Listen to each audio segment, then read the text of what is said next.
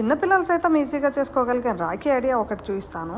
ఇలా ఒక మందంగా ఉన్న దారం తీసుకోండి. ఊలైనా పర్లేదు, మామూలు దారం అయినా పర్లేదు. పూసలు ఎక్కించుకోవడానికి ఈజీగా ఉంటుందని చెప్పి ఒక సన్న తీగను ఒకదాన్ని చిన్న ముక్కని దాని చివర ఇట్లా పెట్టాను అనమాట. దాని ద్వారా పూసలు ఎక్కించుకోవచ్చు.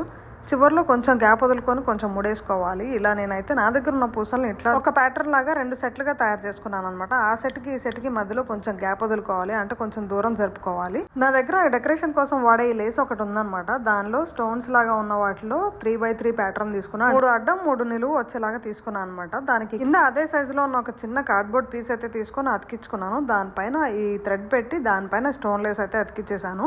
ఆ చివర ఈ చివర పూసలు కదలకుండా ముడేసేసుకుంటే సరిపోతుంది. చాలా అంటే చాలా సులువుగా రాఖీ అయితే రెడీ అయిపోయింది. వీడియో నచ్చితే లైక్ చేసి, షేర్ చేసి, సబ్స్క్రైబ్ చేయండి. ఈ రాఖీ మొత్తం టోటల్ గా నా దగ్గర అందుబాటులో ఉన్న వాటిని తీసుకొని వాడుకొని చేశాను అనమాట. చాలా సులువుగా అయిపోతుందని ఈ ఐడియాని రిఫరెన్స్ గా తీసుకొని చిన్నపిల్లలకు కూడా రాఖీ ఎలా తయారు చేయాలో నేర్పించవచ్చు. మీ దగ్గర ఏ మెటీరియల్ ఉంటే ఆ మెటీరియల్ తో చేసుకోవచ్చు.